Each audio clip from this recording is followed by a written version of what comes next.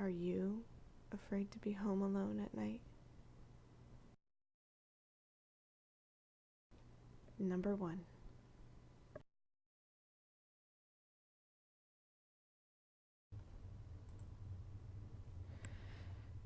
This happened to me just a few weeks ago. My parents had gone out of town and left me at home.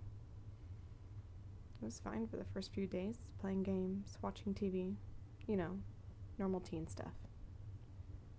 One day, I'm sitting in my room around 8 at night when I hear someone knocking at my door. Normally, my grandmother, who lives just down the road, will come over and check up on me and say goodnight and stuff, so thinking it's her, I go up to let her in. I open my main door and see not my grandmother, but a man. He looked mid-30s and was kind of chubby. He held a clipboard and just stared at me till I said anything to him. "Hello?" I asked in a weirded out voice. "Hi, I'm from the furnace company, and I'm here to check your furnace." As he said this, he tried forcing me away to let him in. I kept my ground and held him back. "My parents are not here right now. Can you come back later?" His eyes lit up when he found out I was home alone. "Just let me check, okay? I gotta make sure it's all fired up." And that's when I checked the van he had. It was an unmarked green van. Normally, all companies in my town have a logo, and I mean all. "I'm not letting you in." My yell somewhat startled him as he stepped back, and I was able to get in and lock the outer door, keeping him out. I grabbed my cell phone and called my grandmother and told her what happened. As I told her, the guy ran back to the van and sped off. I'm horrified to think what would have happened if I never scared him. Creepy van dude, let's not meet. Number 2.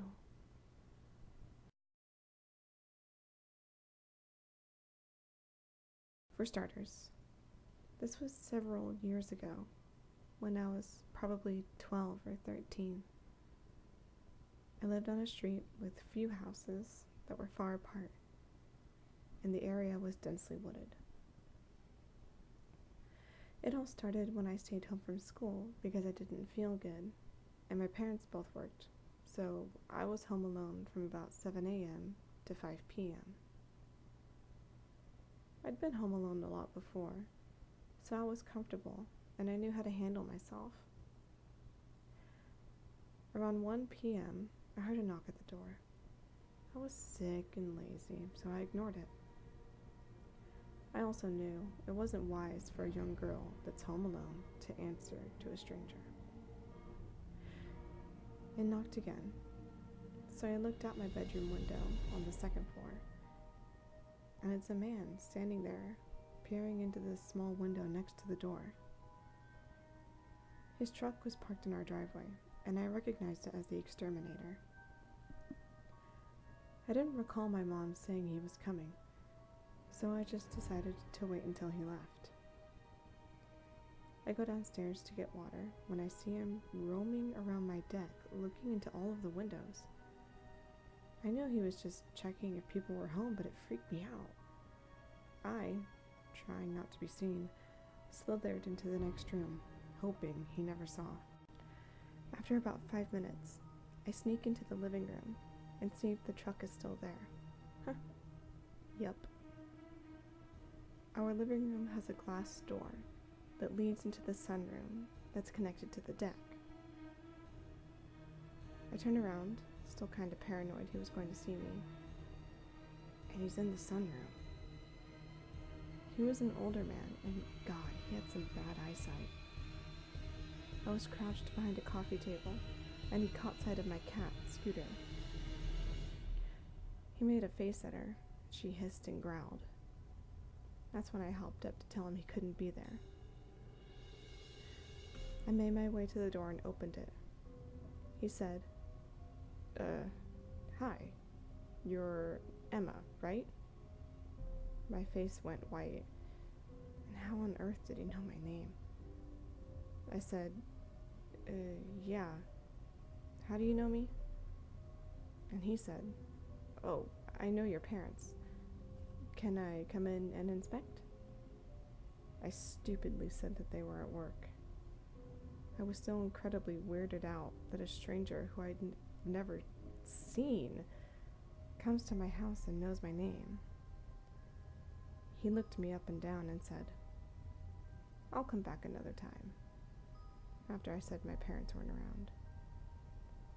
All I wanted was for the creep to leave. I shut and locked the door and made my way to my room. He goes back to his truck and gets in. He sits there for a good 2 minutes as I watched him from the window, trying not to be seen. He finally leaves. I called my mom and asked if she was expecting the exterminator. She said no. I hung up, really confused, but I calmed myself down. I didn't want to scare myself. When my mom comes home, I tell her everything. The fact he knew my name and was looking through the windows. She looked concerned and said she had never called him to our house for anything. When I explained his appearance, she said she vaguely remembered him inspecting our house prior. But not at all did he know my parents, let alone my name. Luckily, he never came in, and I never saw him again. So, creepy exterminator. Let's not meet.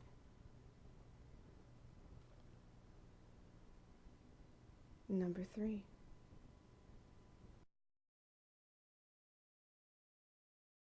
My story happened about 4 years ago. I was a single mom living alone, and my property is out of town a bit. Not in the middle of nowhere, but not close enough to town for walking distance either. I have a couple of neighbors that I see from time to time, and everyone in my area knows everyone else pretty much. This happened when I was up late one night. I was doing some dishes and cleaning up because my son was in bed for the night. I had let my dog outside to roam the property. I have quite a large field to one side of my home that my dog, Goldie, loves to play and run around in. I was just humming along with the radio and washing dishes. I go outside to call my dog to the house. She roams too far to the end of the property, and it's pretty normal for me to have to call her a few times before she bounces out the yard. And I see a small light in the field that I'd never seen before. It looked very much like a flashlight. I was a little creeped out, so I stayed in the lights on my property, where my neighbor across the street could see me if he looked out. It made me feel safer. Whether it was justified or not.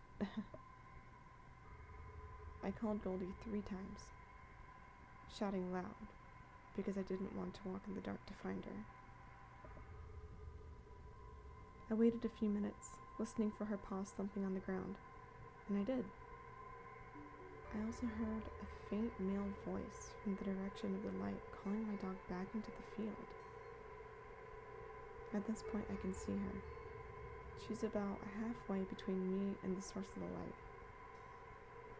I'm getting freaked out, but I also have weapons in my house, and a knife on me at all times, and I'm not about to let this fucker hurt my Goldie or myself. I shouted at the dog, "Goldie, you get your little butt over here right now."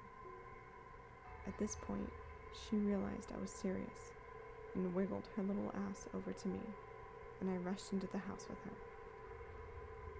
I stayed in the house and turned the lights off so that I could see out without people necessarily seeing me inside.